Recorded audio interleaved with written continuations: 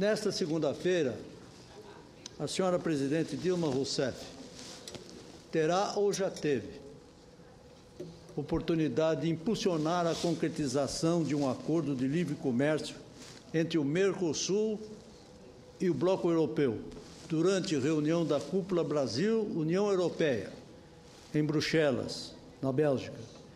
Depois de algumas idas e vindas, a presidente resolveu viajar à capital daquele país para sinalizar o interesse dos sul-americanos em comercializar com o Bloco Europeu. No entanto, a crise da Argentina e da Venezuela pode dificultar uma negociação que se arrasta há mais de 15 anos. Senhor presidente, senador Jorge Viana, me questiono por que o nosso governo insiste em ficar aliado a países que estão tomando decisões econômicas e sociais questionáveis e não decide logo por um acordo bilateral apenas entre o Brasil e a União Europeia. Em outras ocasiões, já subi a esta tribuna para questionar a validade e os reais benefícios do Mercosul para nós. Entendo que ele tem sido uma ferramenta para engessar a capacidade brasileira de realizar acordos externos. Como líder do bloco, que é o Brasil, que representa mais de 70% do produto interno bruto e 80% da população da região, o Brasil parece que vai marcando o passo ao manter essa aliança, que há tempo já demonstrou estar mais preocupada com o viés ideológico que com, de fato, a integração econômica, social e cultural entre os países membros. Em entrevista recente ao jornal O Estado de São Paulo, o presidente da Comissão Europeia, o senhor José Manuel Durão Barroso, deixou claro que uma das principais apostas do Bloco Europeu é a relação com o Brasil. Disse ele na edição da última sexta-feira, dia 21, abre aspas, queremos também trabalhar em conjunto com o Brasil para desenvolver as nossas relações econômicas, para estimular o crescimento e reforçar a competitividade das nossas economias.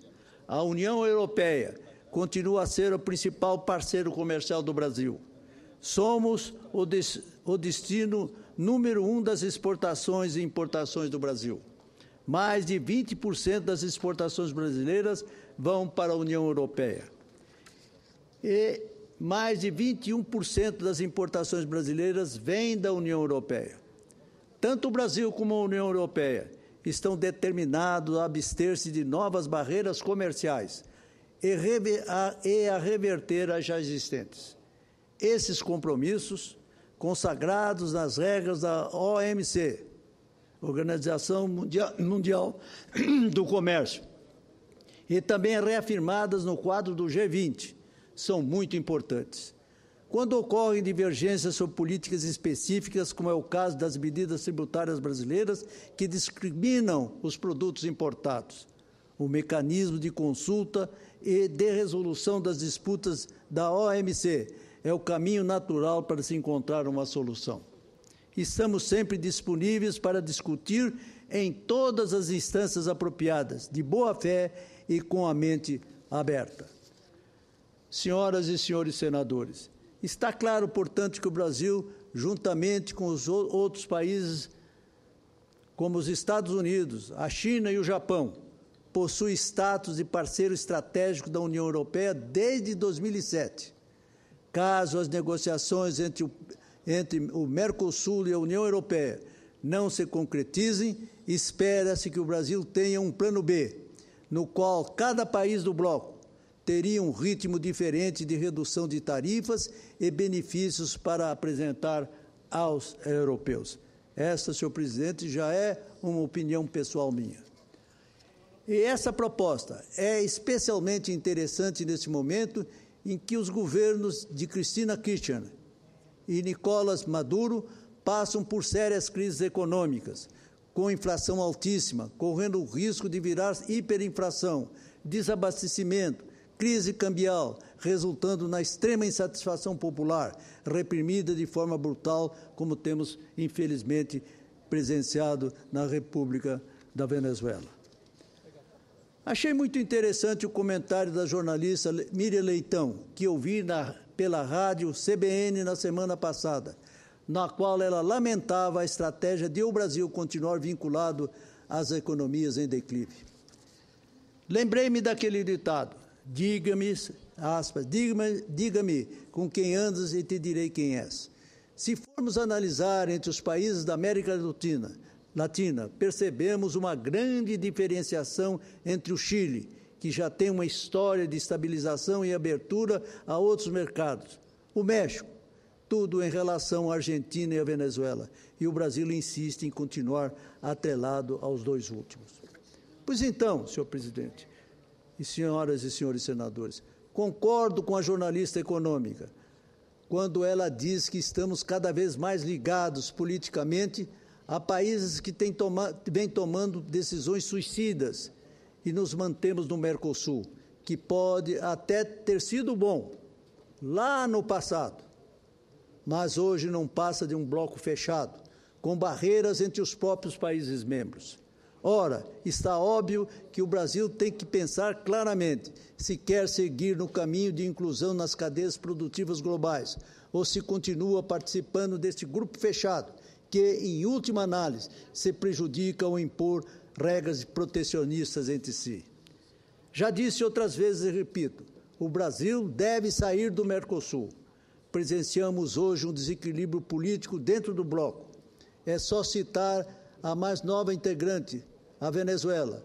Aquele país não acredita no livre comércio, prega o fim do capitalismo e tem passado por toda essa turbulência política, com o triste saldo de alguns manifestantes mortos. E o que o Mercosul faz? Alinha seus chavistas, assinando uma nota na qual demonstra que a sua diplomacia é refém da ideologia bolivariana. Apoia o governo que reprime as manifestações, com denúncias de prisões arbitrárias e tortura, em vez de condenar a violência e de proclamar Maduro a respeitar o direito democrático de protestar.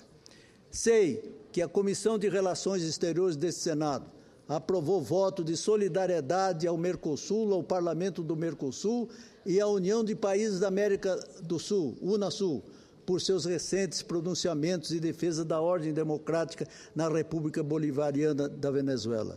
Sou obrigado, nos termos a que foi posto, de não concordar com a decisão dos meus ilustres pares daquela comissão. Na verdade, aprendi um cunho extremamente ideológico nas suas entrelinhas, na referida nota oficial do Mercosul, especialmente quando da crítica, entre aspas, tentativas de estabilizar a ordem democrática e de rejeitar as ações criminosas de grupos violentos que querem espalhar a intolerância e o ódio na República Bolivariana da Venezuela como uma ferramenta política, fecha aspas. Interpretei esse trecho como uma crítica aos manifestantes que estão reclamando os seus direitos, muitos dos quais estão morrendo por esta causa. É claro, senhor presidente, que o presidente Nicolás Maduro, da Venezuela, representa um governo legítimo, por ter sido eleito pelo voto popular. Isso, no entanto, não lhe dá o direito e a nenhum outro governante de toda a América Latina de usar como desculpa o combate ao, entre aspas, golpismo, para realizar um contragolpe, mandando prender lideranças oposicionistas ao governo, desrespeitando direitos humanos, civis e democráticos.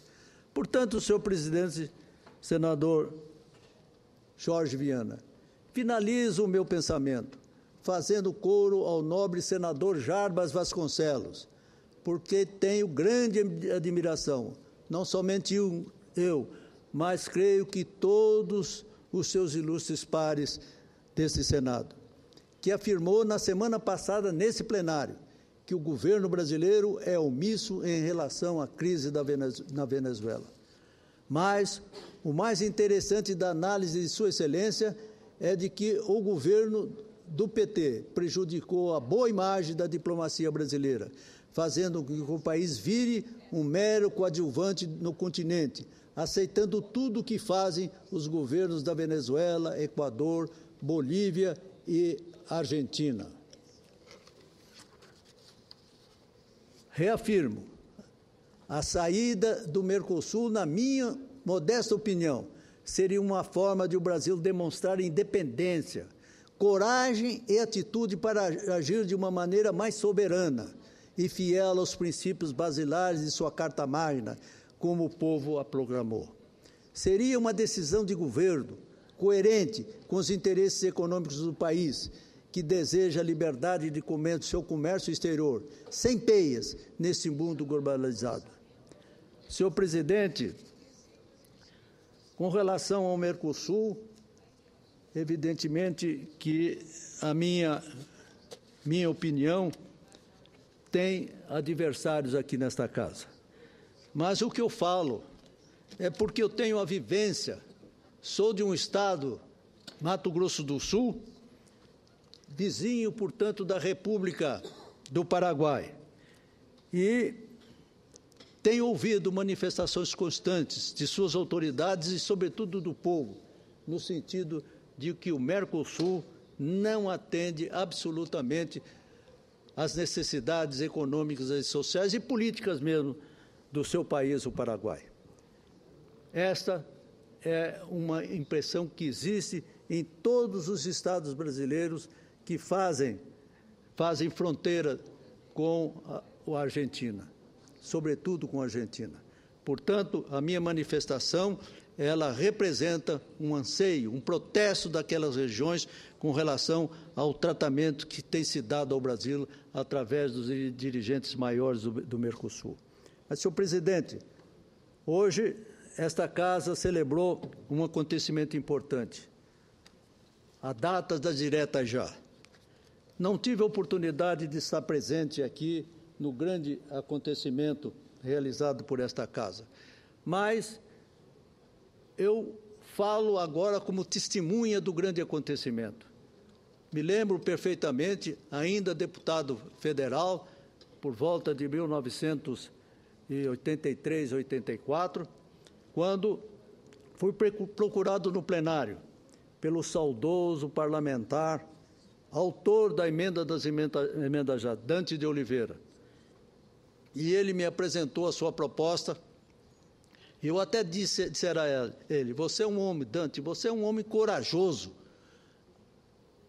Lançar uma ideia nesse momento em que vivemos, é somente para um homem da sua estatura cívica.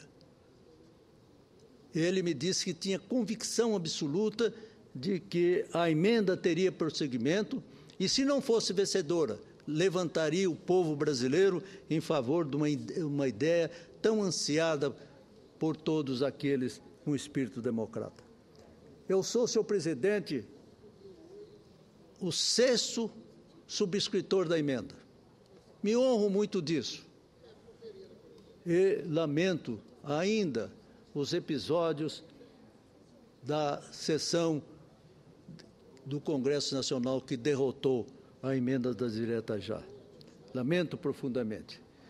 E estou convencido de que aquele ato do deputado Dante de Oliveira representou um chamamento da consciência brasileira e que deu resultado, porque hoje vivemos num ambiente democrático. É muito difícil hoje nós perdermos essa liberdade, essas garantias que a Constituição nos deu, sobretudo para escolher nosso principal dirigente da nação. Eu desejo, portanto, oferecer aqui os meus cumprimentos, principalmente àqueles que se referiram ao episódio hoje na sessão solene do Senado, a qual não pude comparecer por ações independentes da minha vontade pessoal. Senhor presidente, é o que eu desejava dizer.